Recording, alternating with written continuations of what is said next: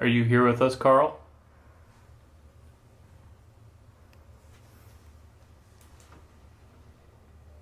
Available. What do you think of ghosts?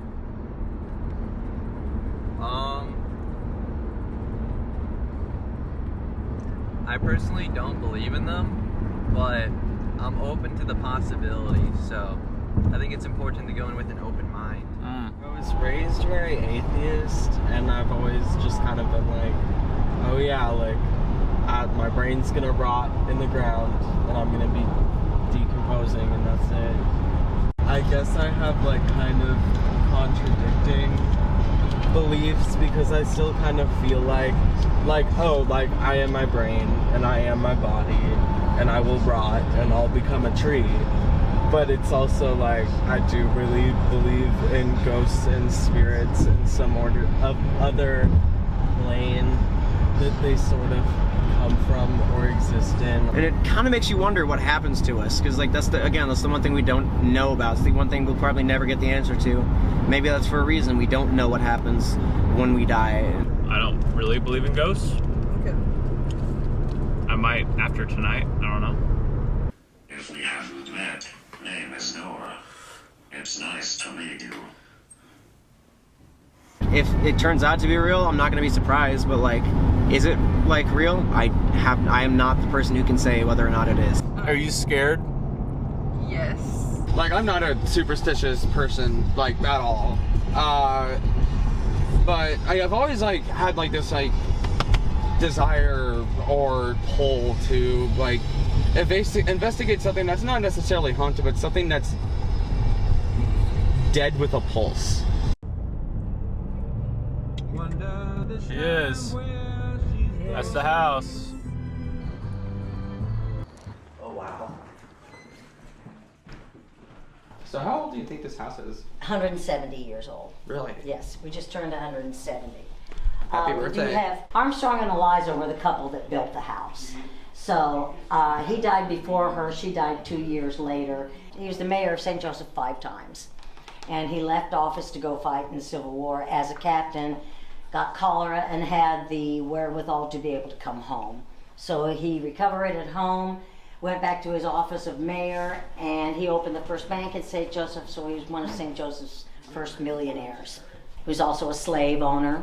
He owned 15 slaves in the 1860 census. So 15 slaves for this building. The ones that he didn't actually need here, he rented out. This would have been the ladies' parlor, and the one you're standing in right now would have been the gentleman's parlor. They would have smoked and drank in here, and cigar smoke is one thing that you do smell in this area. All these people had nowhere to be, and when I started bringing them in here, knowing it was the home for the friendless, and a nursing home, and a halfway house, and a drug treatment center, and half of the house was actually a fraternity house. That was the last living people that were here, was the fraternity house. There were probably hundreds of people that died here. We do have some things here that were original to the house when it was a nursing home, and that's the shoes in the basement. So I ask that you don't move the shoes. They get very upset. I feel weird. It's just when we were downstairs, something kept touching my neck. And I was just like, This is the only picture we have of Eliza Bettie. And I created this area for her because as the lady of the house, I believe that she deserves the nod. And here is her obituary. There is activity in this room. She hums. And I find that when I come here, I lose time all the time. A lot of people just think it feels really creepy, like they just don't want to be in it. This is where I got nearly a full body apparition right here. Everybody always gasps when they see the tunnel. But, you know, it's a basement. What can I say? This was where they had the mental patients as well, too. There's a lot of emotion right here. And some of it's good, some of it's not. People say, where's the most haunted spot? And I say, wait 5 minutes.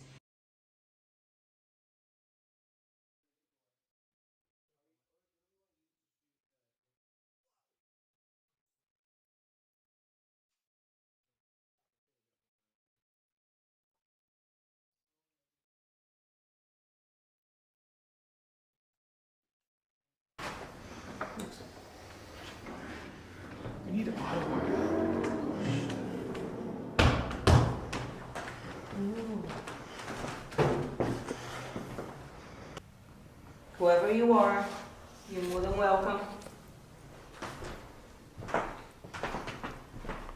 Actually, we are the welcome one. This is your house. My name's Colin.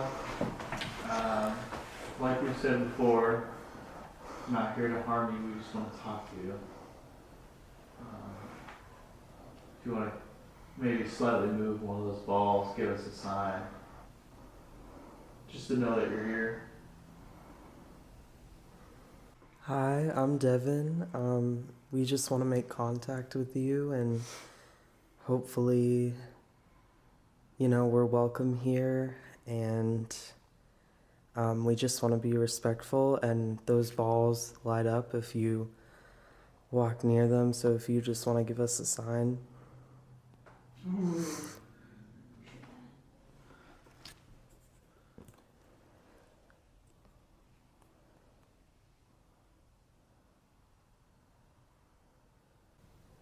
If we're welcome here and you enjoy our company, could you give us a sign?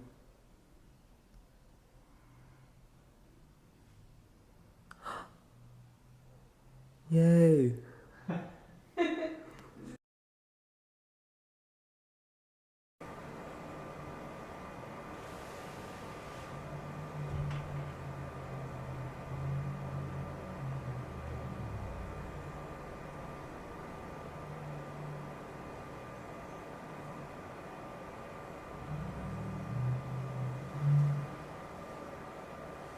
I am going to go upstairs and grab some headphones and the blindfold so we can try a different method to maybe somewhat, I wouldn't say guarantee, but maybe make your responses to us a little bit more. Oh, it's going off again. What the fuck? Somebody should shoot that, actually.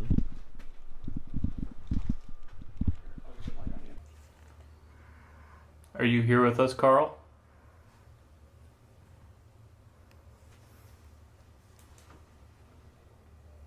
Available. That one sounds... I'm sensing that someone likes you. Why won't you give it a try? You should tell Emmett. Yeah, he kind of needs to know that. Well, Did it? Carl just replied to us, didn't he? Yeah, he did. I might have heard goodbye. Oh. Well, maybe we should... He's saying goodbye to Emmett. He's saying goodbye to Emmett. Switch Okay, it. yeah, Emmett. switch. Are you okay with us taking a photo? I what? Sometimes I means yes. Oh, I. If you want us to take a photo, could you stand right behind Isabel? He says he likes her, so he might be there.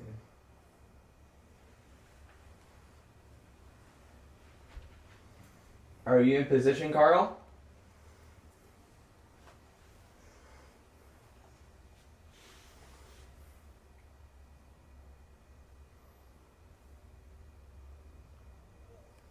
yes. All right.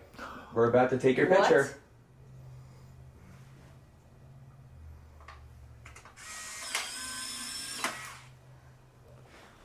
Okay. Do we have any flash? Okay.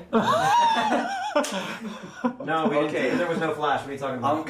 I'm kind of freaked out because earlier when we tried to take the photo of him, it wouldn't take a photo. And What? Yeah. He gave non-answers to whether we could take a photo of him. I'm going to be taking the photo in this range. So if you're okay with that, I will give you a moment to maybe allow yourself to be visible or something. Taking it in 3, 2, 1. That was a failure.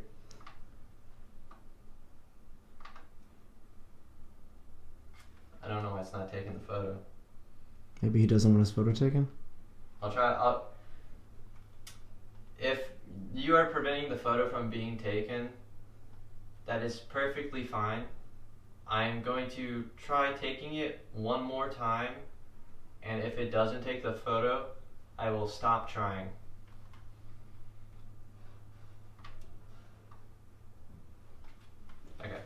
Would you like to have someone else take Isabel's spot? See the world. Do you want to be free? That whole exchange had me reconsider this whole, made me feel uncomfortable, not because of Carl, but because of, I can't shake the notion that that was just sheer coincidence. Carl was a slave. And I feel like if that wasn't him and there isn't a spirit down here, that we kind of just spoke for a dead slave. And that feels really awful to me and very uncomfortable to me, just to throw together this project like, ooh, we just found a ghost. And I don't know, it feels like at this point we're like taking this man's incentive and direction and life that was already so minimally documented and just kind of grabbed it and twisted it and turned into our little thing and our little experiment. And I don't know, that's a fucking mammy doll. That is a mammy doll. There are heavy indications and proof that up to 15 fucking slaves lived in this place. Oh, my little friends. Yeah, I went up.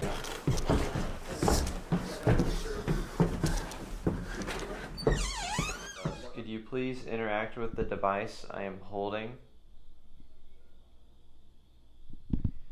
That could be anything from like putting your hand near it to touching it, maybe releasing a bit of energy around it.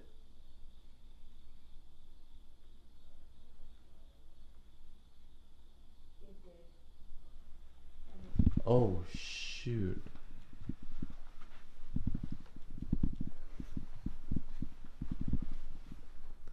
I felt something looking at me, like you know what that feeling when something is like looking at you? I felt it was like cutting into my skin, and I turned around, and I just felt something like grab my arm.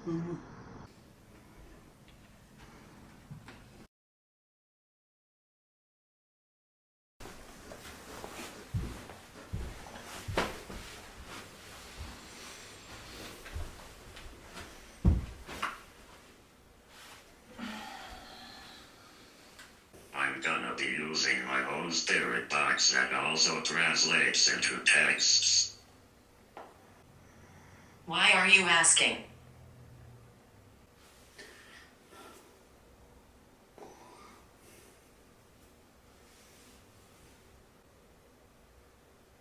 Kill.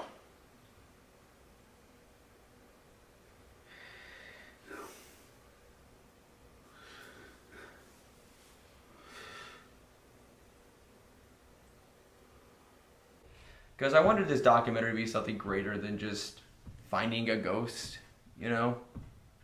I wanted it to be exploring the ruins of something that used to be lively. A lot of people felt that way too. But I would like to think of this as a way to figure out what happened. Like it's our chance to help those lost souls.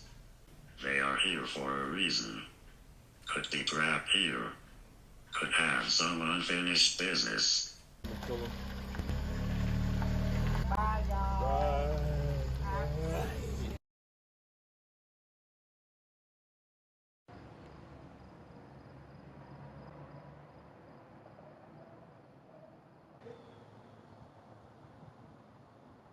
Whoa.